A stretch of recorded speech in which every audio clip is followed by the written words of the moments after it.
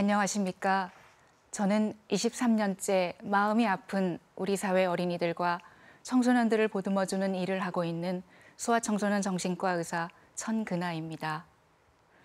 누구나 자신만의 창을 통해 세상을 만납니다. 저는 세평 남짓되는 제 좁은 진료실이 세상을 만나는 창입니다. 그런데 이 좁은 진료실이 세상을 보여주기에 충분합니다. 제가 만나는 환자들은 말도 제대로 하지 못하는 2~3살 어린 아기부터 막 세상에 대한 반항을 시작하는 10대 청소년들까지 다양합니다. 그런데 이들은 전부 부모님 또는 조부모와 함께 오기 때문에 저는 진료실에서 우리나라 전 세대를 아울러 다 만나는 셈입니다. 더구나 저는 정신과 의사이기 때문에 필연적으로 이들이 살아온 이야기, 마음속 깊은 이야기를 묻고 또 들어야 합니다. 아이들은 답답한 자신의 처지를 이야기하다가도 울고, 부모님들도 자신의 입장을 얘기하다가 울기도 합니다. 그러면 저도 안타깝게 울먹이며 그들의 이야기를 듣습니다. 특히 제가 근무하는 대학병원은 3차 의료기관이기 때문에 전국 각지에서 찾아오는 환자들과 대면하게 됩니다. 제가 생전 처음 들어보는 아주 외진 마을에서 찾아온 아이들도 있고, 서울의 가장 번화한 동네의 아이들도 있습니다. 한국 사회에 다문화 가정이 늘어나면서 한국말 서툰 외국인 엄마와 말이 늦은 아이들, 치열한 학업 경쟁 속에서 적응하지 못하고 불안과 우울증에 시달리는 청소년, 부모가 이혼한 후 할머니와 지내다 할머니가 돌아가신 후 친척집을 전전긍긍하다 결국 가출한 여동생, 이들이 저를 찾아와 털어놓는 고통스러운 이야기를 들으면 저는 사람들마다 처한 환경과 상황이 얼마나 다른지 뼈저리게 느낍니다. 이 세상의 가장 약자인 아이들, 부모에게조차 자신의 의사를 다 표현하지 못할 만큼 아직 어린 아이들, 이 아이들의 마음이 왜 아픈 것일까요? 아이들의 병의 원인을 찾아가다 보면 엄마와 아버지, 형제, 가족을 보게 되고, 그 가족이 처한 상황을 자세히 보게 되면 우리가 속한 사회가 보입니다. 그리고 이들 가족이 직면한 사회 문제는 국가의 문제와 결부되어 있음을 알고 저는 정치에 관심을 가지게 됐습니다. 물론 기질적으로 문제가 있어 발병하는 경우도 있지만 제가 만나는 환자들 가운데 상당수는 사회 제도적인 문제를 껴안고 있는 경우가 적지 않습니다. 아이들은 저마다 자신의 때가 되면 피어나는 제각기 다른 꽃입니다. 아무리 작은 들꽃이라도 자세히 보면 아름답고 또 각자 피는 때가 다 있지 않습니까? 그런데 대부분의 부모님들은 자신의 아이들이 화려하고 아름다워서 사람들의 시선을 끌기에 충분한 장미꽃이길 원합니다. 들꽃 씨앗을 가지고 태어난 아이에게 장미꽃이 되라고 강요한다면 그 아이는 정작 자신이 지닌 예쁜 들꽃조차 꽃 피울 수 없게 됩니다. 결국 나는 아무것도 할 수 없어 라며 자책하고 마음의 병이 나고 맙니다. 그렇다면 부모님들은 왜 자신의 소중한 아이에게 장미꽃이길 기대하고 강요하는 것일까요? 왜 모범적이고 공부 잘하는 이웃집 아이와 내 아이를 자꾸 비교하게 되는 것일까요? 그 탓을 부모님에게만 돌릴 수는 없습니다. 모든 아이가 화려한 장미꽃이길 바라는, 화려하지 않은 들꽃은 그다지 인정하지 않는 불합리한 교육 시스템, 사회 경제 시스템과 무관하지 않기 때문입니다. 저는 진료실에 앉아 부모의 일자리 문제, 교육의 양극화 현상, 우리 사회의 극단적인 단면의 속살을 샅샅이 보고 있습니다. 소아청소년 정신과 의사로서 제 임무는 이 아픈 아이들을 치료해야 하는 것입니다. 그런데 수술하고 약을 줘서 치료를 하는 다른 과의 의사들과는 저의 역할이 사뭇 다릅니다. 수술을 할 수도 없고 약으로도 치료가 되지 않는 아이들을 위해 내가 할 수 있는 일은 없을까? 저는 항상 고민해 왔습니다. 그리고 내가 만나는 환자들을 위해 사회가, 국가가 해야 할 일들이 참 많다는 생각을 했습니다. 그런 마음으로 저는 제가 투표권을 가지게 된 이후 한 번도 투표를 하지 않은 적이 없습니다. 그리고 조금이라도 사회가 변화하길 바라는 마음으로 항상 개혁과 진보를 표방하는 이들을 지지해 왔습니다. 그런데도 사회는 조금도 앞으로 나아가지 못하고 제자리 걸음이거나 심지어 뒷걸음치는 것이 안타까웠습니다. 그런데 지난 2011년 서울시장 선거를 앞두고 전혀 새로운 인물이 정치판에 등장을 했습니다. 변화를 갈망하는 국민들이 불러낸 후보 안철수였습니다. 사회의 변화를 간절히 갈망했던 저 역시 새로운 얼굴에 주목하고 그가 살아온 길을 되짚어 보았습니다. 한 사람이 살아온 길을 보면 앞으로 그가 살아갈 길이 보이기 때문입니다. 제가 되짚어 본 안철수의 삶은 제게 신선한 충격이 되기에 충분했습니다. 안철수의 삶은 한마디로 도전 그 자체였습니다. 안정적인 삶을 추구하기에 충분한 의사의 길에서 전혀 새로운 컴퓨터 바이러스 연구를 시작했습니다. 그리고 당시 미켈란젤로 바이러스가 창궐을 하자 연구에 매진하다가 입대하는 날 새벽 3시 드디어 개발을 끝낸 백신을 무료로 컴퓨터에 올리고 입대를 했습니다. 돈을 벌기로 작정을 하면 계산을 할 수 없을 그 결과물을 자신이 그동안 받은 기회들을 사회에 환원하기 위해 국민들에게 무료로 배포했다고 말했습니다.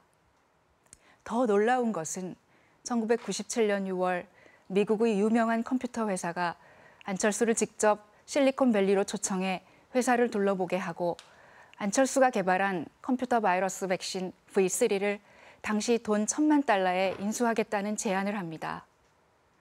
당시 35살 청년이던 안철수는 회사가 적자로 허덕이고 있었음에도 불구하고 이 제안을 거절합니다. 청년 안철수는 미국이 이 기술을 독점적으로 가지게 되면 우리나라가 비싼 대가를 주고 이 기술을 사서 써야 하는 현실이 될 것을 우려해 이 제안을 거절했던 것입니다. 이것이 과연 쉬운 일이었을까요? 저는 결코 그렇지 않다고 확신합니다. 개인적인 이득이 우선인 사람이라면 도저히 할 수 없었던 선택이기 때문입니다. 그 이후 국민이 불러내 정치판으로 첫 발을 디딜 때 안철수 후보는 깊은 고민을 했다고 합니다. 늘 자신의 삶에 대해 책임을 지는 삶을 살아왔지만 이 결단은 국가와 사회에 대해 막대한 책임을 지는 것인 만큼 더 깊은 고민을 했다고 말했습니다. 저는 2012년 안철수 후보의 진심 캠프에서 국민정책참여단장으로 일하면서 인연을 맺었고 5년 동안 안철수 후보를 가까이서 지켜봐 왔습니다. 복잡한 정치 구도 속에서 안철수 후보가 많은 갈등의 순간을 맞닥뜨리고 또 선택하는 것을 지켜보았습니다.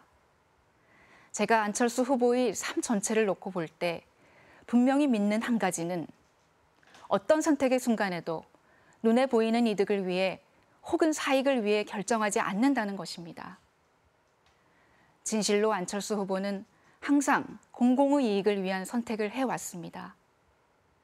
안정된 의사의 길을 버리고 컴퓨터 연구를 시작했고 벤처회사가 절정기에 이르러 성공한 벤처기업가로 인정을 받았을 때 사업가의 길을 떠나 자연인의 길로 갔습니다.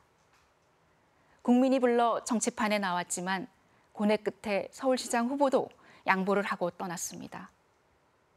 심지어 지난 2012년에는 대통령 후보로 나섰다가도 또 한 차례 양보하고 떠났습니다.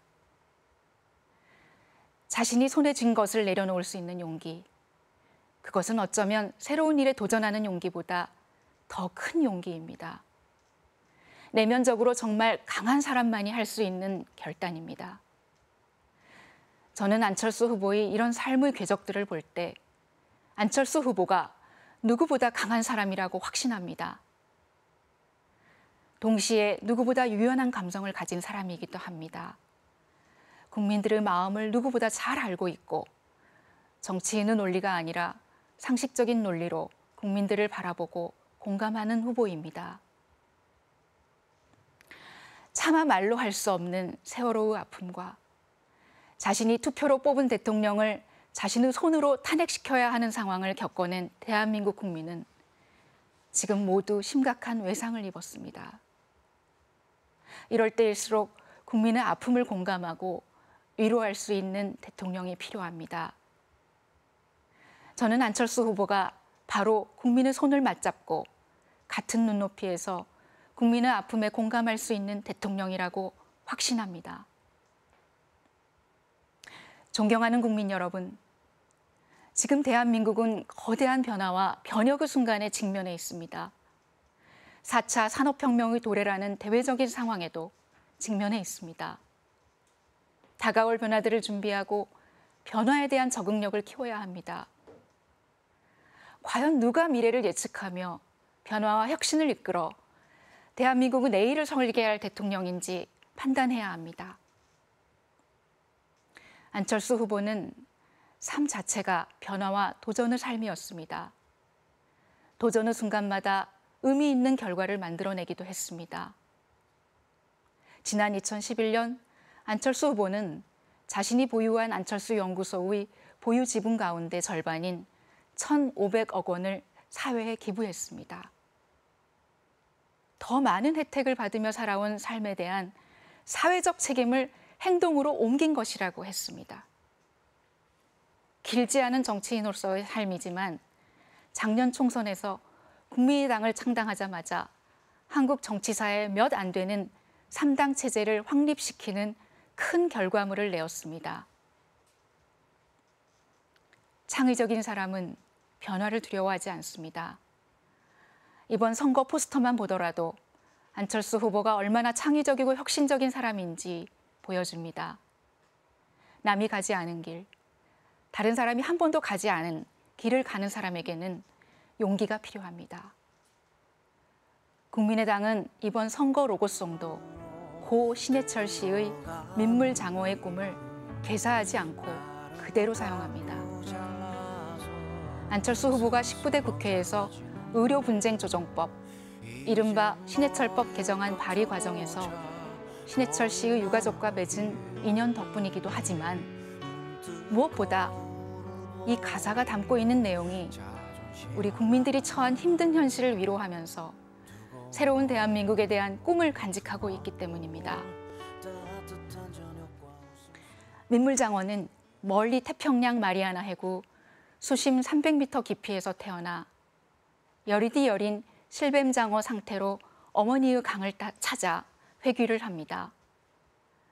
강에서 10여 년을 살다가 다시 산란을 위해 자신이 태어났던 바다로 되돌아갑니다. 민물장어가 이동하는 거리는 3,000여 킬로미터. 그 작은 몸뚱아리로 어부들의 그물과 다른 고기들의 먹이가 될 위협과 수많은 고난과 역경을 헤치며 그 먼 여행을 떠나는 이유는 그곳에서 산란을 하기 위해서입니다. 반드시 가야 할 길이기에 포기하지 않고 가는 것입니다. 그곳에서 미래를, 희망을 낳기 위해 가는 것입니다. 기호 3번 안철수 후보도 국민의당도 대한민국의 미래를, 희망을 낳기 위해 지금 이 길을 가고 있습니다. 항상 자신의 이익을 추구하기보다 공공의 이익과 가치를 먼저 생각하며 선택하는 삶을 살았던 안철수 후보. 이제 선택의 권한은 국민 여러분에게 주어졌습니다. 여러분은 대한민국 공공의 이익과 가치를 위해 어떤 후보를 선택하시겠습니까?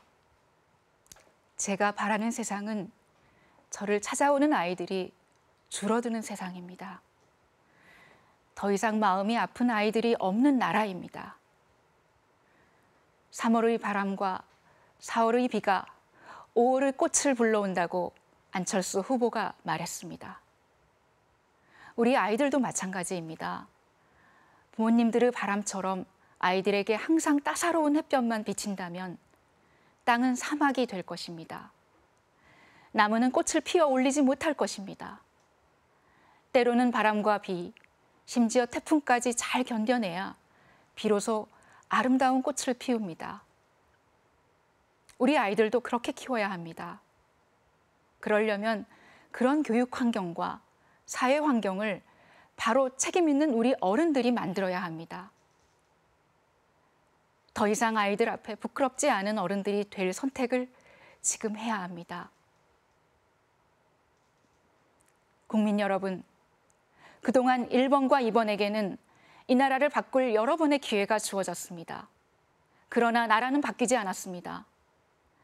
더 이상 보수와 진보, 이분법적인 논리로 편가르지 않고 대한민국 국민을 온전히 품어 안을 수 있는 대통령이 필요합니다.